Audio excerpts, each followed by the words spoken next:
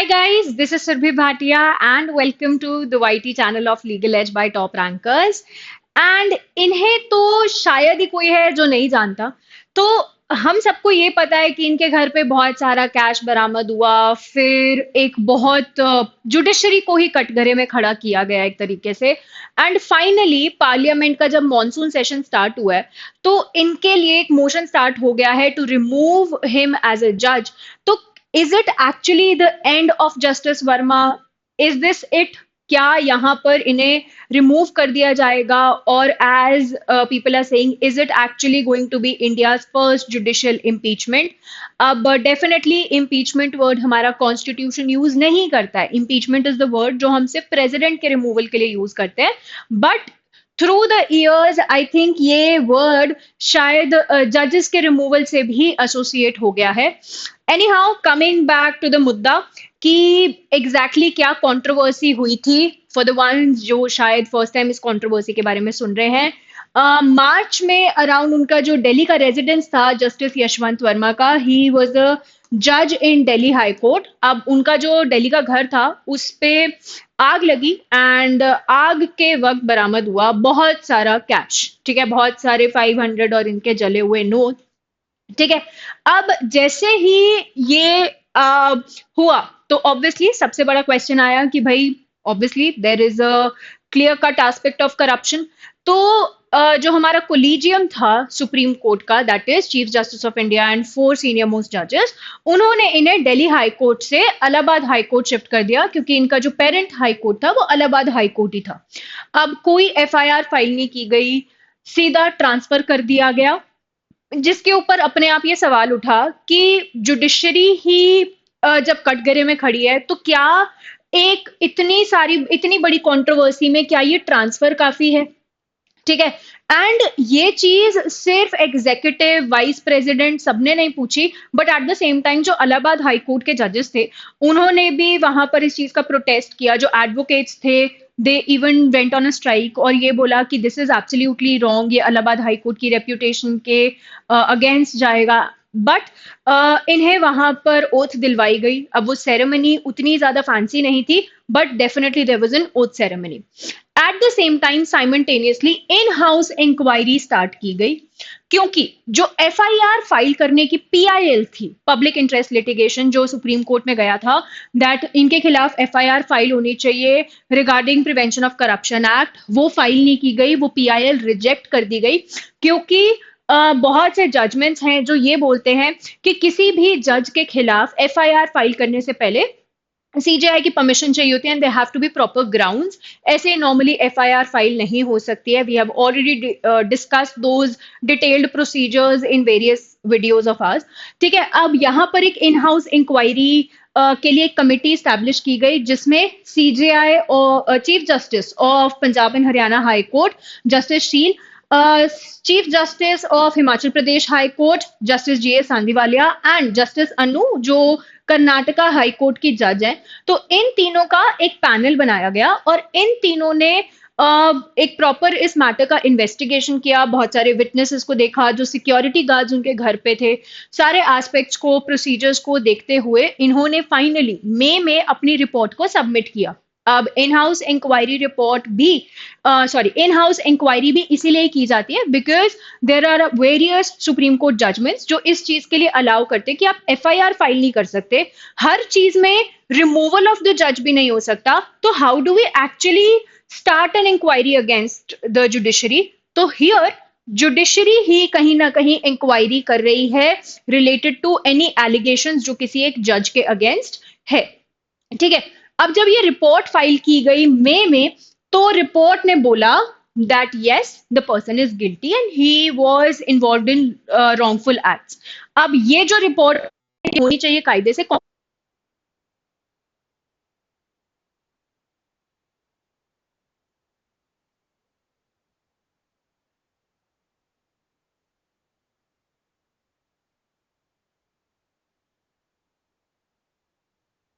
वो टाइम देते हैं कि या तो आप रिजाइन कर दीजिए। ठीक है, अब यहाँ कोई टाइम नहीं दिया गया according to justice Yashwant Verma और उन्होंने अगले ही दिन, इनफैक्ट शायद शाम को ही, प्रेसिडेंट को ये बोल दिया दैट दिस जज should be removed. Eight the same time उनसे कोई भी जुडिशियल पावर्स उनको देने के लिए मना कर दिया गया कि now justice Yashwant Verma will not get any judicial duties. At the same time impeachment, and as I told you, हम इम्पीचमेंट वर्ड कॉन्स्टिट्यूशन में बिल्कुल यूज नहीं करते हैं, but it is through practice कि वो वर्ड एसोसिएट हो गया है विद द रिमूवल ऑफ जजेस। तो आर्टिकल 124 क्लॉज 4 सुप्रीम कोर्ट जजेस के रिमूवल की बात करता है, 218 हाई कोर्ट जजेस के रिमूवल की बात करता है। तो साइमल्टेनियस डिमांड्स आने लगी, नाउ द जज will have to be removed, क्योंकि उन्होंने रिजाइन करने से मना कर दिया था when given a choice. Ground simple है, proven misbehaviour and incapacity, and यहां पर कौन सा ग्राउंड लगने वाला था? प्रूवन मिसबिहेवियर का ग्राउंड लगने वाला था। पर हमारा जो कॉन्स्टिट्यूशन है वो इसका प्रोसीजर नहीं बताता। प्रोसीजर गिवन है जजेस इंक्वायरी एक्ट 1968 में। तो ये जो रिमूवल प्रोसेस है वो एग्जैक्टली ये है कि जो हमारी पार्लियामेंट है वो यहाँ पर जजेस को रिमूव करेंगी अगर कहीं भी कोई मिसबिहेवियर प्रूव हो जाता है या they feel that the person is incapable of going forward as a जज। ठीक है। अब जो इंटायर मुद्दा इस वक्त चल रहा है वो ये है कि जो ये प्रोसेस है वो स्टार्ट हो चुकी है। अभी तक सिर्फ ये चल रहा था कि हटाया जाना चाहिए, एफआईआर क्यों नहीं हो रही है, इन हाउस इंक्वायरी कमेटी की रिपोर्ट आ गई, उस रिपोर्ट के अगेंस्ट जस्टिस यशवंत वर्मा ने केस डाला, उसकी भी अभी हम बात करेंगे। Simultaneously now the time has come कि पार्लियामेंट में वो मोशन स्टार्ट हो चुका है। स्पीकर एंड जो हमारे एक्स वाइस प्रेसिडेंट हैं उन्होंने उसे ऑलरेडी एक्सेप्ट कर लिया है। तो the first step has already been fulfilled, which is that at least 100 Lok Sabha members और 50 Rajya Sabha members have to submit a motion जिसमें वो ये बताएंगे कि वो किसके खिलाफ ये प्रोसीजर स्टार्ट करना चाहते हैं और क्यों, और फिर उन्हें सबमिट करना होगा रिस्पेक्टिवली। अगर लोकसभा मेंबर्स हैं तो ऑब्वियसली स्पीकर को, अगर राज्यसभा मेंबर्स हैं तो चेयरमैन को, राइट। अब यहाँ पे almost 153 Lok Sabha members and almost 63 Rajya Sabha members ने इसे साइन किया एंड सबमिट किया to speaker and chairman respectively. अब यहाँ पे स्पेकुलेशन ये भी था कि उसी इवनिंग को Jagdeep Dhankhar the x vice president उन्होंने बहुत ही अब्रप्टली अपना रेजिग्नेशन दे दिया। तो स्पेकुलेशंस ये भी थे रिगार्डिंग इस एक्सेप्टेंस के। एनी हाउ बहुत से मेंबर्स बीजेपी कांग्रेस सबने इन मोशन को साइन किया, हाउएवर कुछ पार्टीज ने रिफ्रेन किया, for example Samajwadi party, Trinamool Congress, उन्होंने इस मोशन पे सिग्नेचर्स नहीं किए। अब जब भी ये प्रोसेस होता है तो स्पीकर और चेयरमैन की चॉइस होती है कि क्या उन्हें ये मोशन को एक्सेप्ट करना है या नहीं करना है। यहां पे एक्सेप्टेंस हो चुका है। अब क्योंकि ये एक्सेप्ट हो चुका है, अब इंक्वायरी कमेटी बनाई जाएगी। इस इंक्वायरी कमेटी में this is not the in house inquiry committee जो पहले बनी है, ये इंक्वायरी कमेटी अलग है। वहां पर एक इंक्वायरी जुडिशरी कर रही थी जजेस के मिसबिहेवियर के रिगार्डिंग, एक ऐसे बिहेवियर के रिगार्डिंग जिसपे शायद उनका रिमूवल नहीं होना चाहिए। बट यहां पर प्रॉपर जो हमारा कॉन्स्टिट्यूशन बोलता है कि मिसबिहेवियर है या इनकैपेसिटी है, उसके रिगार्ड्स में इंक्वायरी कमेटी बनाई जाएगी। इस इंक्वायरी कमेटी में होंगे chief justice of India, chief justice of high court और जो पर्सन स्पीकर के द्वारा या चेयरमैन के द्वारा अपॉइंट किए जाएंगे। अब इसके लिए भी जो हमारे डेप्यूटी चेयरमैन है, अब you have to tell me in the chat comment box कि इस वक्त हमारे डेप्यूटी चेयरमैन कौन है, because we do not have the vice president as of yet. तो कौन उनकी रिस्पॉन्सिबिलिटीज निभा रहा है, who is the deputy chairman of Rajya Sabha currently. तो हमारे जो डेप्यूटी चेयरमैन है, जो स्पीकर हैं Om Birla ji, at the same time जो हमारे होम मिनिस्टर हैं अमित शाह, उनकी एक मीटिंग हो चुकी है regarding who this person should be, that is the process has already started now. Okay, अब ये इंक्वायरी कमेटी प्रॉपर अपनी इन्वेस्टिगेशन करती है नेचुरल जस्टिस के जो हमारे एस्पेक्ट्स हैं, मतलब कि सारी पार्टीज को सुना जाएगा, सारे गवाहों को कंसिडर किया जाएगा, एट द सेम टाइम कोई बायस नहीं रखा जाएगा। इन सारे प्रोसीजर्स को फॉलो करते हुए आपको एक रिपोर्ट सबमिट करनी है, किसे? स्पीकर और चेयरमैन रिस्पेक्टिवली इनको। ठीक है। अगर तो यहां पर गिल्टी हुआ तो मामला आगे प्रोसीड करेगा, अगर हुआ नॉट गिल्टी तो यहीं पे मामला खत्म। क्योंकि रिपोर्ट में ही जब नॉट गिल्टी निकला है तो कोई दिक्कत नहीं है। यहाँ पर this committee has every power to investigate the matter. अगर कहीं भी किसी की मेडिकल कैपेबिलिटीज की वजह से उन्हें इनकैपेसिटी का एस्पेक्ट कंसिडर किया जा रहा है तो मेडिकल टेस्ट तक करवाए जा सकते हैं। All of this is absolutely allowed to the committee. ठीक है, अब मान लो गिल्टी डिक्लेयर किया गया है, अब वोटिंग प्रोसेस स्टार्ट हो सकता है। अभी तक सिर्फ सिग्नेचर्स हुए, स्पीकर को एक एस्पेक्ट उनके सामने रखा गया कि ऐसा कुछ होना चाहिए। उसके बाद एक कमेटी बनी, कमेटी ने अपनी रिपोर्ट दी। रिपोर्ट देने के लिए कोई वक्त एज सच डिफाइन नहीं है, बस ये बोला जाता है एज सून एज पॉसिबल, जितना जल्दी हो सके आप इसे स्टार्ट करवाइए। ठीक है, हमारी रिपोर्ट सबमिट कीजिए। जैसे ही गिल्टी का एस्पेक्ट आ गया, वोटिंग होगी। वोटिंग हमें चाहिए स्पेशल मेजॉरिटी। स्पेशल मेजॉरिटी में 50% ऑफ टोटल स्ट्रेंथ, ठीक है, and 2/3 of present and voting. हमें ये दोनों क्राइटेरियाज फुलफिल करने होते हैं, तभी हम मानेंगे। अब मान लो दोनों हाउसेज में हमें ये पास करवाना है स्पेशल मेजॉरिटी से।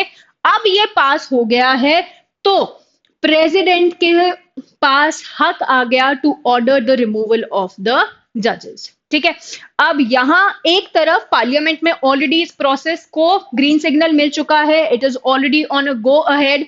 ठीक है, 63 सिग्नेचर्स राज्यसभा मेंबर्स के हैं, 152 लोकसभा मेंबर्स के, right. They are already discussing about who is going to be the presiding officer, who is going to be the third person, right? At the same time, simultaneously, justice Yashwant Verma ने भी supreme court को approach किया है कि जो इन house inquiry committee की report है, वो जो 3 मेंबर्स ने रिपोर्ट दी है, वो कहीं ना कहीं बायस्ड रिपोर्ट है। आपने पहले ये परसेप्शन बना लिया था that this person was guilty, और इसलिए वो रिपोर्ट की जो फाइंडिंग्स है उन्हें कंसिडर नहीं करना चाहिए, राइट। उन्होंने बोला कि इसे क्वॉश कर देना चाहिए, कैंसिल कर देना चाहिए, and this does not hold true. अब पहले तो सुप्रीम कोर्ट के जो जजेस हैं उन्होंने उतना ज्यादा कंसिडर नहीं किया, but Kapil Sibal the lawyer of justice Yashwant Verma, उन्होंने कोर्ट को ये कन्विंस किया कि यहाँ पे कॉन्स्टिट्यूशनल मैटर्स इन्वॉल्व्ड है एंड पार्लियामेंट में ऑलरेडी प्रोसेस स्टार्ट हो चुका है, तो constitutional bench has been formed by the supreme court. उसमें जो हमारे करंट सीजेआई हैं, उन्होंने ये कहा है that he will not be part of the bench. Why will not be part of the bench? क्योंकि जब मई में उस रिपोर्ट की फाइंडिंग्स आई थी, उस वक्त जो हमारे सीजेआई थे एंड जो हमारे करंट सीजेआई हैं, उन्होंने साथ में बैठ के पूरे डिस्कशंस किए थे। इलाहाबाद हाई कोर्ट को ये इंस्ट्रक्शंस दिए थे कि उन्हें कोई भी जुडिशियल पावर्स फॉलो करने ना दिया जाए, तो जस्टिस यशवंत वर्मा को कोई भी ऐसे ड्यूटीज नहीं देने हैं जो जुडिशियल एस्पेक्ट से रिलेटेड है। तो जस्टिस बी आर गवई का ये मानना है कि ये कहीं ना कहीं एक बायसनेस हो जाएगी if I am still on the bench. तो still it is not clear, but he has थोड़ा सा इंडिकेटेड टूवर्ड्स कि वो उस चीज से अलग रहेंगे। ठीक है, अब किन ग्राउंड्स पे बेसिकली उनका ये कहना था कि ये क्वॉश होनी चाहिए, कैंसिल होनी चाहिए। सबसे पहला, भाई फेयर हियरिंग का मौका नहीं मिला, कि उन्हें प्रॉपरली सुना नहीं गया, उनसे पूछा नहीं गया एक तरीके से, ढंग से। ठीक है, eight the same time chief justice of India और सुप्रीम कोर्ट की यहाँ पर पावर नहीं है हाई कोर्ट जजेस के अगेंस्ट। ये चीज कंप्लीटली गलत था। अगर यहाँ हाई कोर्ट जजेस इन्वॉल्व थे तो और एस्पेक्ट्स फॉलो हो सकते थे, but then chief justice of India ने जिस तरीके से ट्रांसफर किया, at the same time in house inquiry report की डिमांड की, जिस तरीके से वो जो कमेटी की रिपोर्ट थी वो लीक हो गई, ये सारे कहीं ना कहीं गलत तरीके थे इस कमेटी को इस्टेब्लिश करने के, इस कमेटी की रिपोर्ट की फाइंडिंग्स को इस्टेब्लिश करने के। ठीक है, लीगल अथॉरिटी नहीं थी अगेन ना सीजीआई के पास। एट द सेम टाइम जो रिपोर्ट की फाइंडिंग्स है उसमें भी कोई लीगल बैकिंग नहीं है उनके पास, कोई प्रॉपर ठोस सबूत नहीं है। जैसे बीच में एक उन्होंने स्टेटमेंट दिया था that okay, that amount was found in my house, but how are you sure that this amount belonged to me? वो ये कैसे पता चलेगा कि ये जो जले हुए नोट है वो उन्हीं के ही हैं? This was one of the question marks जो उन्होंने जून के वक्त इंडिकेट किया था। Then media trial obviously played a very huge role. Every day media में ये पॉइंट चल रहा है कि should be remove, should not be remove, judiciary बहुत ज्यादा करप्ट हो गई है, अपॉइंटमेंट ऑफ जजेस तक क्वेश्चन आ गया, राइट, कि जुडिशरी बहुत ज्यादा अपनी पावर्स का मिसयूज कर रही है and what next related to it. तो मीडिया ट्रायल ने शायद एक बहुत बड़ा बायस क्रिएट किया होगा रिलेटेड टू दैट रिपोर्ट के फाइंडिंग्स। ठीक है, जुडिशियल एस्पेक्ट्स डेफिनेटली नहीं है, as I just told you. और ये कहीं ना कहीं बस एक फैक्ट फाइंडिंग पर्पस से आपने ये चीज की है। आप एडमिनिस्ट्रेटिव रोल्स के लिए डेफिनेटली एम्पावर्ड हो कि आप ये पता लगाओ कि एग्जैक्टली exactly क्या हुआ है, क्यों हुआ है, बट देन आपके पास उस चीज में डिसीजन लेने का हक नहीं है, ट्रांसफर करने का हक नहीं है, जुडिशियल रोल्स पीछे खींचने का हक नहीं है। इन सब ग्राउंड्स पे, कॉन्स्टिट्यूशनल बेसिक वायलेशंस के ग्राउंड्स पे ही बिलीव्ड थ्रू हिज एडवोकेट कि ये जो हमारी रिपोर्ट की फाइंडिंग्स हैं इन्हें कैंसिल, इन्हें क्वॉश कर देना चाहिए और इसके लिए भी अर्जेंट हियरिंग होनी चाहिए, because as I told you parliament में मुद्दा स्टार्ट हो चुका है।